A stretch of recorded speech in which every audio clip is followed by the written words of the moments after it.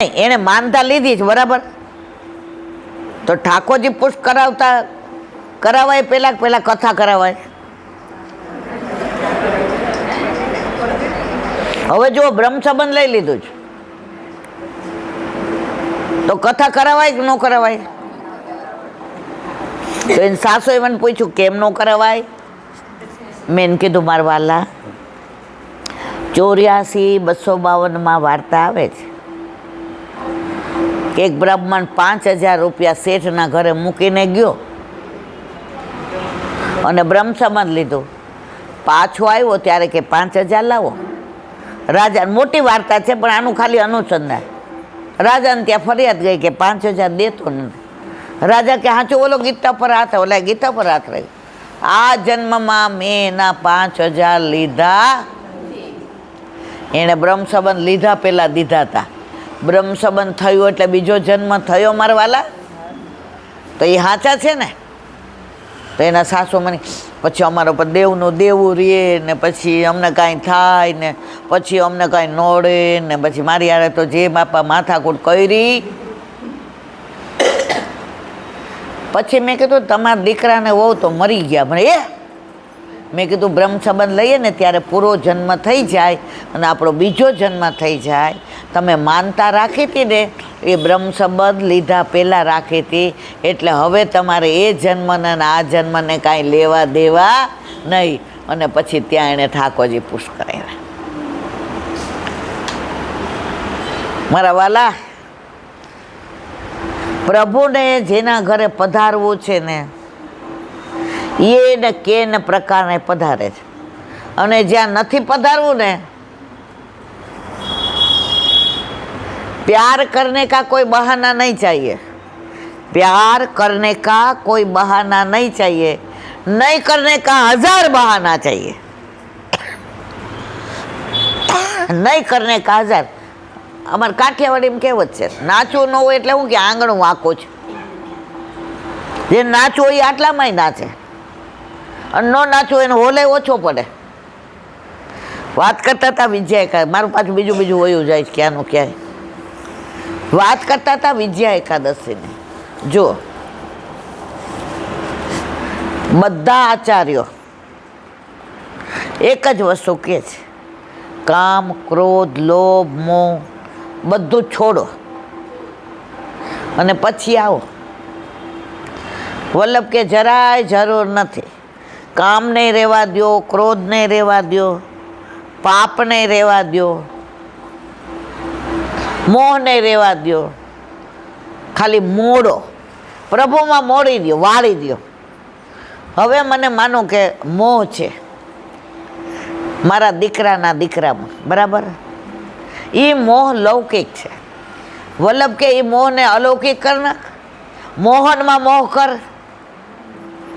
મોહનમાં મોહ કર કે મારા પ્રભુ વિના હું ક્યાંય જઈશ નહીં. હવે ઉંમર થાય એટલે પેલા કરતા હોય એટલું ન થાય, પણ ભૂખ્યા તો ન જ રાખીએ. અને એ ભૂખ્યા હોય તો આપણે તો ન જ ખાઈએ. ખાઈએ મારા વાલા. પણ ઘણા એવું કરે છો. તમને કહું સાચી એક વાત, ઘણા વૈષ્ણવ કે અમારે ત્યાં 50 વર્ષથી ઠાકોરજી બિરાજે. હું કહું શું ધરો છે? મિશ્રીનું દૂધ.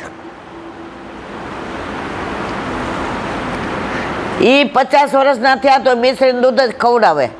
અને તમે આમાં તો 2 ટાઈમના મહારાજ છે. આનો કોઈ મતલબ નહીં. તમે જે ખાવ છો એ ધરાવીને લ્યો ને મારા વાલા. બીજું કાંઈ કરવાની જરૂર નથી.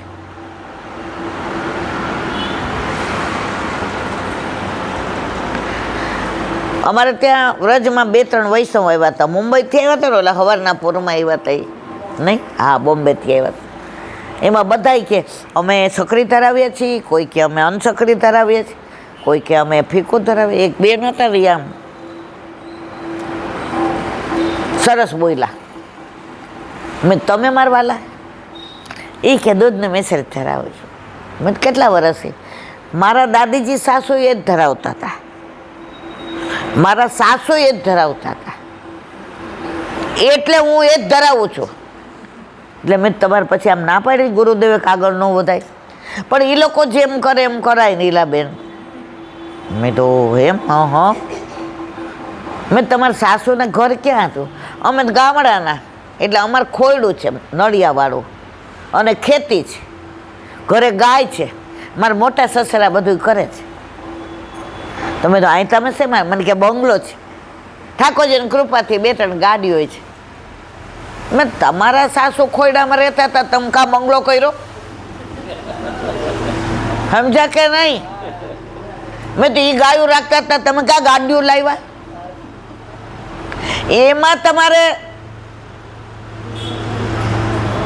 સમજા, મારે કાંઈ આગળ કેવું નથી. ઠાકોરજીને ઉલ્લું ના બનાવાય. હે ભગવાન, એ જોઈને મને હસવું આવે કે તારા બનાવેલા તુજને બનાવે છે. ઘણાને બહાર ફરવું એટલું બધું ગમતું હોય ને ઠાકોરજી ન ગમે, પધરાવી દે.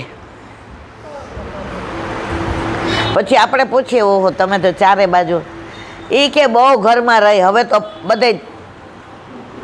મેં તો બરાબર છે. તો વાત વિજયાદશમીની કરતા હતા. તમને લોભ છે કે મારે આટલા બધા નથી વાપરવા, ભેગા કરવા છે. કરો ભેગા. ઠાકોરજીને સુંદર આભૂષણ ધરાવો, સોનાનું કરાવો, હીરાનું કરાવો, મોતીનું કરાવો. અમારા એક આમના ભાઈબંધ છે, અમે બધા હારે ભણતા હોય એટલે હમ ઉંમર જોઈએ ને, બધા 68 થી 72-73 વર્ષના. એ 2 જણા રિટાયર થયા, સેન્ટ્રલ ગવર્મેન્ટ સર્વન્ટ હતા. એકને પેન્શન આવે 66,000 અને એકને આવે 71,000. અને એવા મસ્તીથી રહે. એટલે મેં એને કીધું, હવે તમે ઠાકોરજી પુષ્ટ કરાવી લ્યો ને. મને કે એમાં ઈલાબેન એવું ને, સવારે અમારે તો ઘણી વાર છે ને ટિફિન મંગાવી લઈએ, એટલે 2 ટાઈમ હાલે. હવે ઠાકોરજીને થોડું, મેં કીધું 1.5 લાખ દર મહિના આવે છે, 80,000 ભાડું આવે છે, છોકરો તમારો અમેરિકા, દીકરી કેનેડા. મને કે અમારા મા બાપ એવું કહેતા, હંગરો હાપે કામ આવે. મેં તમે હાપ જ પકડો અને હંગરો. હવે તમને સાચી વાત કરું, એનો દીકરો અમેરિકામાં મોટો ડૉક્ટર, સ્પિન સ્પેશિયાલિસ્ટ, અબજો રૂપિયા, 20 વર્ષથી તો અહીં આવ્યો નથી. I have no time. અને દીકરીને ત્યાં એવી ગવર્મેન્ટની જોબ, અને એનો મિસ્ટર ત્યાં બધું આ બુકની ને એની સ્ટોલ. ઓછામાં ઓછા 13 કરોડ રૂપિયા એની બેગમાંથી નીકળ્યા. 4 દી પહેલાં લીલામાં પહોંચી ગયા. કેટલા? એનો કામવાળો કે વધારાનું કામ કરાવે ને તો 2 રૂપિયા આપે. કેટલા? એટલે હું ઘણી વાર એ કે એને કહું કે બહાર રહેવા દો, હવે 2ની નોટ નથી હાલતી, 5 વાર કરીશ તો 10 રૂપિયા થશે ને. તો મેં તે છોડી કેમ ન દઉં? એને મોકરે બહુ સરસ કીધું. એ કે એમના સાસુ સસરા હતા ને ત્યારથી કરું છું, મને એ કે 52 વર્ષ થયા. એ મને છોડી દે, મારાથી એમને છોડાય? આ 13 કરોડ રૂપિયા ક્યાં રહ્યા? અને રાતના 2:45 વાગે એટેક આવ્યો. રામ બોલો ભાઈ રામ. ન ઠાકોરજી પુષ્ટ કરાવ્યા, ન ક્યાંય સેવા સ્મરણ સત્સંગમાં જાય. એને હું ઘણી વાર કહું ને, તમે ડાયરેક્ટ આવો ને સત્સંગમાં. મને કે આવા જવાના રિક્ષાને કેટલા થાય ખબર તમને? ઘણા મંડળો વાળા રિક્ષાના આવવા જવાના પૈસા લે જ, પછી આ 13 કરોડ જેવું થશે. ઓલા તમારું સારું દ્રવ્ય હોય ને તો ભક્તિમાં તમે રિક્ષામાં જાઓ ને તો વપરાય, નહીતર છેલ્લે વલ્લભના સિદ્ધાંતો પ્રમાણે ભક્તિના પૈસા ના લેવાય. માણસ પેટમાંથી કાઢીને બીજાને ખવડાવે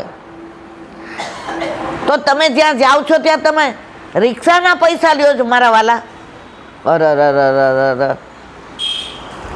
પછી 13 કરોડ જેવું થશે. રામ બોલો ભાઈ રામ.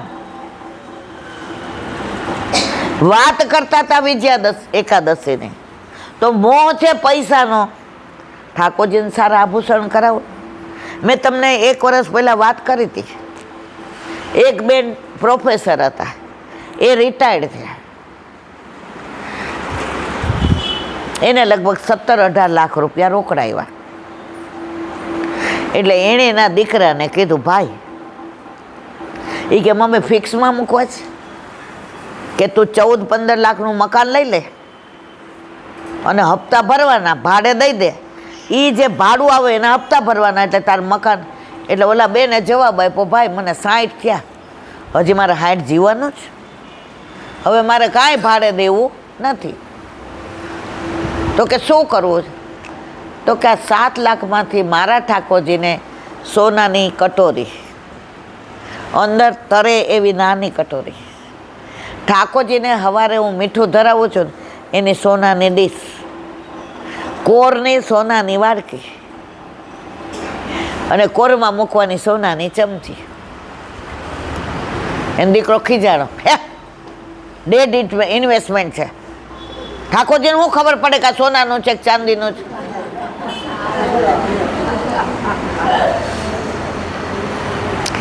એટલે ઓલા બેને એવું કીધું કે આ પૈસા હું તને નથી દેવાને.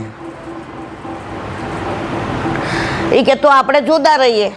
ઓલા બેન કે કાંઈ વાંધો નહીં, મારું પેન્શન આવશે 43 કે 44 હજાર, હું તાર પપ્પા આનંદથી રહેશું. 20 હજાર ભાડું આવે છે અમારે, 43 ને 10 53 ને 10 રહેશે, કાયદો નહીં ખૂટે. એની વહુ અંદરથી આમ કોણી મારી, આ બધું વયું જાશે, હા પાડો હા. પછી કે સારું મમ્મી, બાકીના પૈસા વ્યાજે મૂકી દઈએ. એટલે કે આ બાકીના હું ઘરમાં આપીશ, તું ચિંતા કરવા, પણ મારા ઠાકોરજીને મારે આટલું કરાવવો છે. હવે 2-3 દી થયા એટલે મારા ઘરે આવ્યા, મને કે રાજકોટ કોઈ સોનીને સારું નામ આપો ને, અમે રાજકોટ બાજુ જાના છીએ ને મારે કરાવવું છે. મેં કીધું ભાઈ 2-3 જણા છે પણ અહીંયા જ છે કીધું, હવે રાજકોટ અમે કરાવતા નથી. એની પાસે એણે સરસ મજાની ડીશ કરાવી ઠાકોરજીની, કોર માટેની સોનાની વાડકી કરાવી, અંદર ચમચી,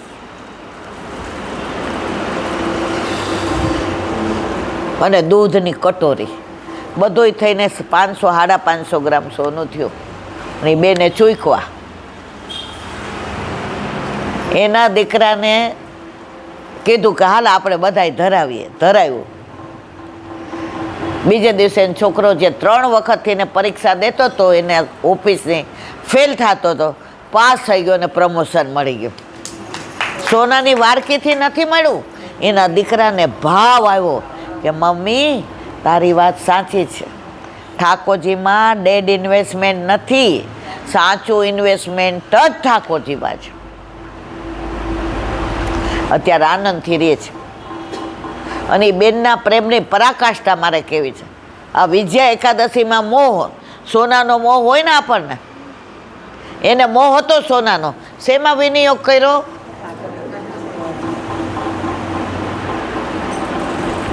એની તમને પરાકાષ્ઠા કહું. પછી એને ત્યાં એને ઠાકોરજીનો પાટોત્સવ હતો, તો 15-20 વૈષ્ણવને મુઠ્ઠી મગનો મનોરથ કર્યો, એટલે પ્રસાદ લેવા બોલાવ્યા. અમારા સૌરાષ્ટ્રમાં એવું ન કહે, અમારા ઘરે પ્રસાદ લેવાનો. પહેલાંથી પ્રસાદ થઈ જાય તો બધું એઠું થઈ ગયું, જૂઠું થઈ ગયું. સૌરાષ્ટ્રવાળા છે ને આ બધું બહુ ધ્યાન રાખે. એ શું કે મુઠ્ઠી મગનો મનોરથ છે, એટલે આપણે ત્યાં પ્રસાદ લેવાનો. હવે જે વાત કરવી તે મારે આ છે. ઓલા 10-15 આવ્યા ને તો આ બેન પાત્રો જલ્દી કરતા હતા કે ઓલા સોનાના છે ને, એ એમનું કે સોનાના વાસણ, પીળા વાસણ, ઘરમાં વાત કરે શું કે પીળા વાસણ, જો આ બધું ભગવદીઓ પાસે જ શીખવા જેવું છે. એટલે જલ્દી જલ્દી લૂછીને મૂકવા ગયા. તો એક એમના અંગત હતા ને એ કે એ અહીંયા આવતો આ સોનાને કરાવ્યા છે. ઓલા બેન કે પ્રગટ કરે રસ જાય. તરત એને કેવો વિચાર આવ્યો ખબર? એ કે ના રે ના, ગ્લેટ ચડાવ્યો છે. એ કે ગાંડી ગ્લેટ ચડાવીએ ને ઉખડી જાય. ઓલા બેન કે સારું બીજી વાર નહીં કરાવું.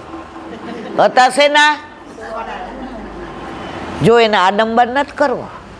એને બધાને કેવું નથી મેં સોનાના કરાવ્યા 500 ગ્રામ. આપણે તો એક મગમાં આટલી નાની કરાવી હોય ને મને 10 જણા બતાવે. 11 જુઓ તમારા દીકરાને ને વહુને દીકરીને કરાવથી મને બતાવવા આવો જ. તમારા ઠાકોરજી પ્રદર્શન માટે જ. ઘણા તો પાછા સામગ્રીનું કે એક બેન મને કે હું આનાથી થાકી ગઈ છું. મેં તો હું થયું? એ કે જ્યારે હોય ત્યારે કે મારા લાલો કે છે કે માસીને કે ને કે પેડા એ કે એના હાથના જ ભાવે. લે તારા ઠાકોરજીને એના ભાવે જ પૈસા દેવા પડે એટલે? મારા વાલા આવું ઠાકોરજી યાર ના લુચ્ચાઈ કરાય. એ તો અંતર્યામી જ, એ બધુંય જાણે જ. આપણે ભોગવવું પડે, ભોગવવામાં કોઈ ન આવે.